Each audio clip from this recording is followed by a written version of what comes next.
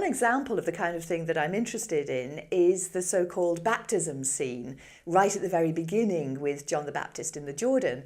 Now, we tend to look at this scene and say, this is about Jesus's baptism. This is what's going on here. But if you look at Mark in the sense of an ancient biography, not all ancient biographies did have an account of the hero's birth, but nearly always they tell you who the father is.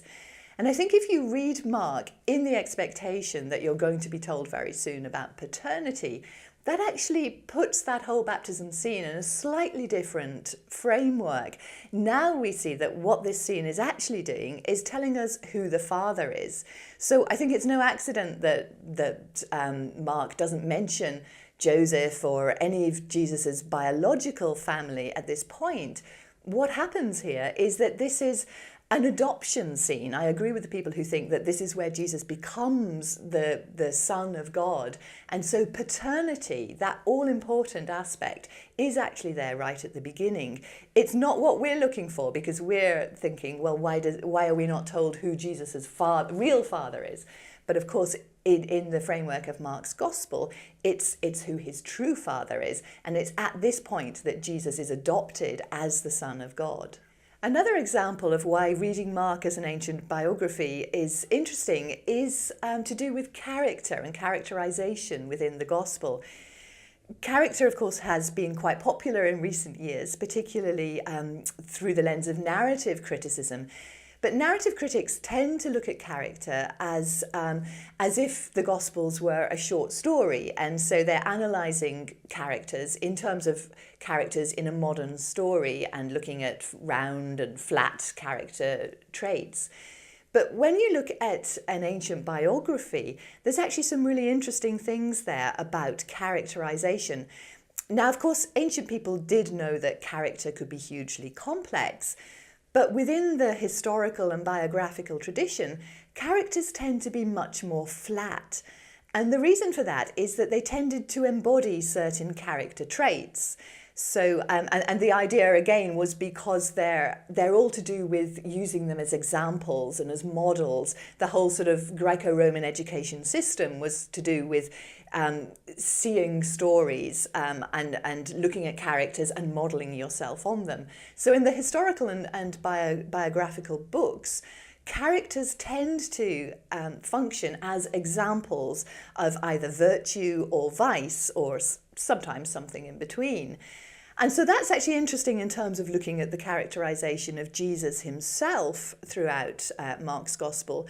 But in many ways, I think it's even more interesting when you look at other characters, because other characters are there, by and large, simply to say something about Jesus. So they operate as foils to Jesus. They're used as comparators. And Mark is using the very common ancient device of syncresis, comparison or contrast. And I think a really interesting example here is the disciples in Mark's Gospel. Now, the disciples are an extremely difficult area because they seem to change so much. Sometimes they seem to be model disciples, they're doing the right thing, but more often than not, they don't seem to understand what's going on, and then they desert Jesus at the end.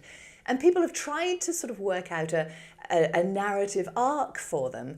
But the difficulty is that sometimes it doesn't work. Sometimes they go from being people who didn't understand to suddenly understanding again. For example, Peter at Caesarea Philippi has just been told by Jesus that he's a Satan. And then the next time we see him at the Transfiguration, everything seems fine again. And how do you sort of match up those two episodes? But when you read Mark as an ancient biography, focusing on the character of Jesus and assuming that all the other characters are there simply to show you something about that central character, also taking into consideration the fact that what we have here is an episodal narrative in which we have a series of short episodes, each one of which is building up that picture of Jesus.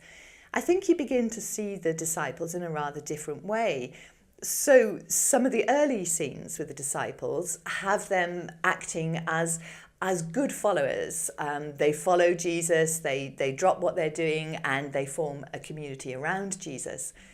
But what that's actually telling you is something about Jesus. It's saying that Jesus is the type of teacher who can surround himself by this kind of community, by people who have dropped everything, by people who are willing to devote their whole life to following him.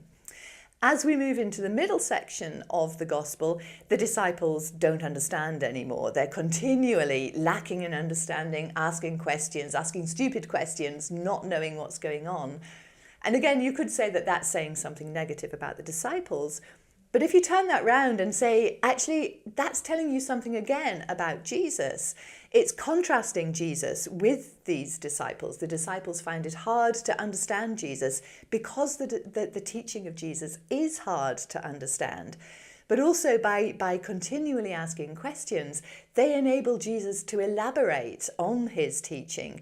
So, and again, this is very common in other biographies. Apollonius of Tyana, for example, in Philostratus's account, has one disciple in particular, Damis, who is always asking questions.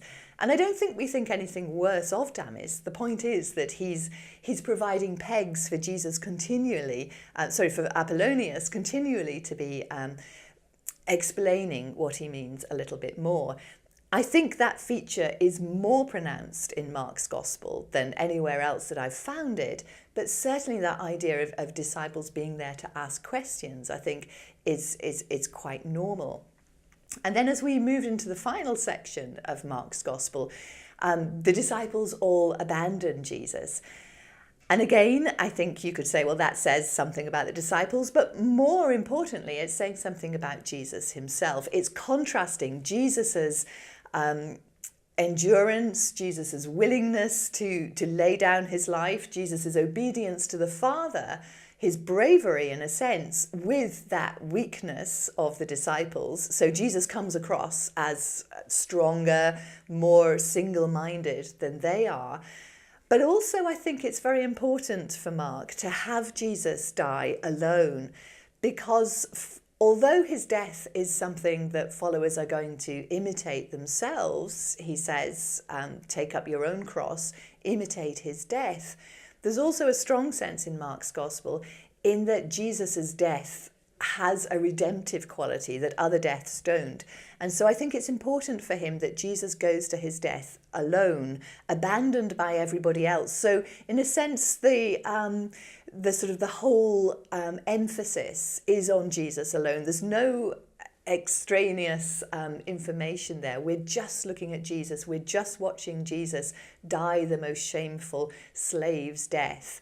And this is entirely in accordance with his teaching, which has been that you must be ready to make a slave of yourself. So again, I think if we look too much at the disciples, things don't quite make sense. But if you transfer your gaze instead to Jesus, then I think the fact that the disciples have disappeared actually is simply there to emphasize Jesus' own self-sacrifice.